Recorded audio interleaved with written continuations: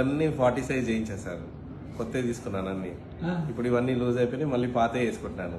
37 అన్నీ ఇప్పుడు వస్తున్నాయి ప్యాంట్స్ అన్ని కొత్తవి. 40 సైజ్ ఉంది, ఇప్పుడు 37కి వచ్చింది సార్ సైజ్. అంటే ఇంతకుముందు 40 సైజ్ చేసుకునేవాడు. 40 సైజ్ వేసుకునేవాడు సార్. ట్రీట్మెంట్ తర్వాత 3 ఇంచెస్ తగ్గింది సార్ వేస్ట్. ఇప్పుడు 37 కుట్టించాను సార్. 41 పక్కటి మళ్ళీ కుట్టించాను సార్. బరువు ఎంత తగ్గినావు? 13 kgs తగ్గింది సార్.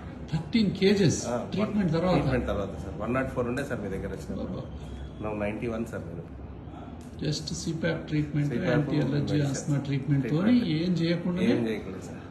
ఏం ఎక్సర్సైజ్ ఏం లేదు సార్. ఎక్సర్సైజ్ లేదు, డైటరీ ఏమి లేదు. సార్. మీరు చెప్పినట్టు స్వీట్స్ బంద్ చేశాను సార్.